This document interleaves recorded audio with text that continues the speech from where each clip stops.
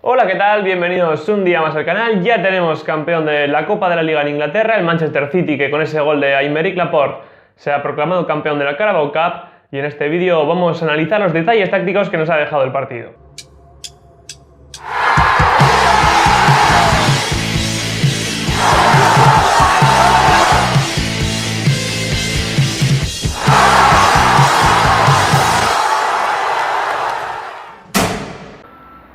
Bueno, pues vamos a comenzar comentando un poquito las estructuras de ambos equipos. Partimos sobre todo, insisto, desde ese Manchester City tan indescifrable de Pep Guardiola, por tanto no me machaquéis mucho con el análisis, pero vamos un poquito a comentar la estructura con la que partió el Manchester City, cómo cambió en el segundo tiempo y las diferentes variantes que mostró el conjunto de Pep Guardiola.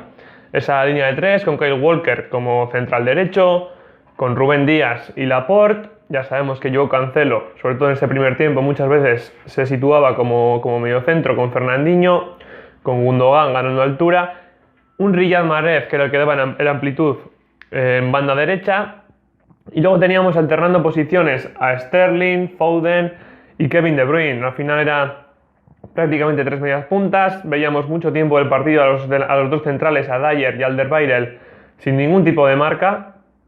Y el Manchester City insistió muchísimo en progresar por fuera. Una vez llegaba afuera, sí buscar la profundidad, es decir, desde la amplitud buscar la profundidad. ¿Por qué también? Provocado porque el Tottenham tapaba muchísimo esas líneas interiores. Vimos esa línea de tres en fase defensiva, luego comentaremos cómo evolucionaba en fase ofensiva, pero estaban a la misma altura. ¿Para qué? Imaginaos que se abría, por ejemplo, uno de los medias puntas, bien Foden, bien De Bruyne, Sterling, incluso alguna vez Fernandinho o Joao Cancelo. Los que saltaban a banda era este mediocentro que estaba más lateral, bien fuese en banda derecha o en izquierda. Si un jugador se abría para que todavía ese extremo, ese jugador que daba la amplitud, ganase más altura, el que saltaba era este mediocentro y el resto basculaba. Al final se metía el extremo del Tottenham de banda contraria, bien fuese Son o bien fuese Lucas Moura, y dejaba así que este espacio en lado débil, pero no le importaba porque lo que le interesaba era, ya digo, tapar este lado, seguir tapando ese espacio interior, y sobre todo yo creo que lo que trataba era de no hacer salir de zona, no hacer saltar ni a laterales ni a centrales. Estar preparados para esa defensa de área, para no dejar espacios a espalda de última línea que pudiese aprovechar un equipo como el Manchester City, que los explota muy bien. Más de Manchester City, vimos que cada vez que llegaba a estas posiciones de amplitud, bien con Sterling o como Riyad Mahrez, siempre había una ruptura, siempre había un apoyo, siempre había, como digo, un apoyo, una ruptura. Daba igual quién la realizase, pero siempre llegaba a balón a amplitud, opción al espacio con esa ruptura, opción en apoyo. Siempre trató de conquistar estos cuadrados a la espalda de intervalo central-lateral y generó muchísimo a partir desde los duelos. Es decir, desde Riyad Mahrez y Sterling, en esos 1 para 1, estuvieron prácticamente imparables, o sea, insuperables en esas acciones, tanto Mahrez como Sterling, con un Manchester City que después del descanso cambió a línea de 4, se puso ya Walker como lateral derecho, Rúben Díaz y Laporte centrales, se situó como lateral izquierdo Joao Cancelo, y al final lo que veíamos era, seguía teniendo esos tres medias puntas, porque prácticamente dejaba este espacio libre solo para lateral, y Gundogan se situaba junto a Fernandinho. Muchas veces, sobre todo en banda derecha, era Mahrez el que se situaba en esa banda, pero en banda izquierda hubo muchísima movilidad. Veíamos a Sterling, veíamos a Foden, de vez en cuando vimos incluso a Kevin De Bruyne, pero al final no necesitaba esa superioridad de tres. El Manchester City en salida de balón, el Tottenham no era muy agresivo en la presión, y al final puso dos centrales que luego volvió a cambiar Pep Guardiola. Cancelo muy alto. ¿Qué cambió también esto? La altura de los jugadores en amplitud, ¿vale? Los laterales, tanto Walker como Joao Cancelo, no iniciaban tan altos como si lo hacían en el primer tiempo Sterling y Mahrez. Y a partir de aquí sí que veíamos situaciones en las que, a pesar de ser Cancelo el que estaba en amplitud, sí que Sterling se venía para intentar hacerse 2 contra 1, para buscar situaciones de duelo y, una vez más, como digo, buscar esa profundidad desde la amplitud. Lo único que cambiaba en este segundo tiempo Era esos dos jugadores en banda. Muchas veces, si balón está en banda contraria, seguía ocupando esa zona entre líneas con hasta 3 medias puntas.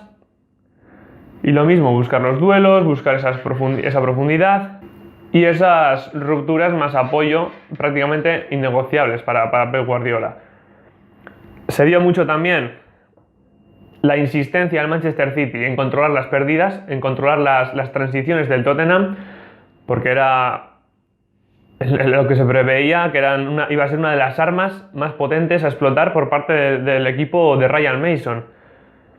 Al final vimos que prácticamente en cada robo, si no conseguía robar tras pérdida al Manchester City, si no forzaba un golpeo en largo que acababa en posesión otra vez para el conjunto Sky Blue, lo que hacía era una falta. Tan simple como eso, pero una falta que le permitía ordenarse, que abortaba sobre todo esa amenaza del Tottenham. De ahí vimos las tarjetas amarillas a Laporte, a Rubén Díaz, a Fernandinho.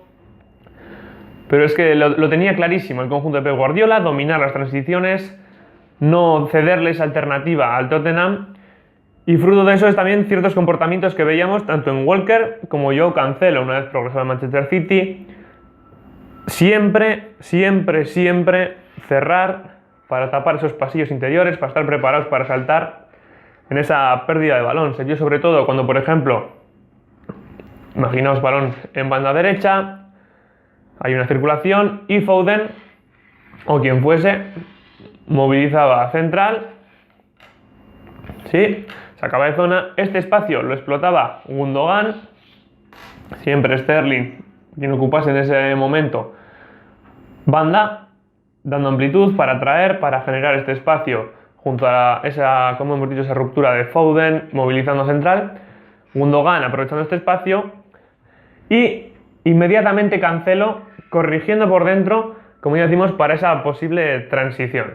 Así estaba el Manchester City con balón, pero sin balón, enseguida 4-4-2 para intentar apretar esa salida de balón del Tottenham con Foden y De Bruyne, Sterling y Mahrez en las bandas y ya Gundogan, Fernandinho y la línea de 4 defensas. Vamos con el Tottenham, que ya hemos comentado esa fase defensiva, ese 4-3-3 con los 3 medios centros a la misma altura, que cambiaba en cuanto iniciaba el balón, un Tottenham de Ryan Mason que intentaba siempre proponer, que intentaba salir con el balón, con un Lo Celso que ya se situaba a una altura superior a las de Højbjerg y Harry Winks, y con dos centrales que iniciaban desde saque de puerta muy cerrados, muy cerraditos, prácticamente dentro de área pequeña, para intentar aprovechar que fijaban a delanteros y utilizar este espacio bien con Winks, bien con Højbjerg, que se lateralizaban un poquito sin llegar a situarse a su altura.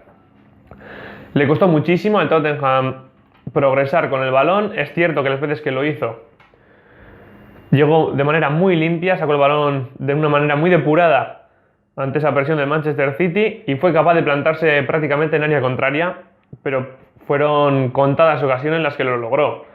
Por tanto, dio pocos frutos esta intención de los Spurs, que como ya hemos comentado, esa altura de Lo Celso, que se situaba siempre a espalda de esta segunda línea en la zona de balón, a una altura superior, ya hemos comentado, y un Tottenham que lo poco que le vimos que pudo asentarse en campo contrario, desarrollaba una estructura de, si hemos comentado, ese 3 centrales y 2 medios centros del Manchester City, el Tottenham hacía lo opuesto, es decir, situaba 2 centrales,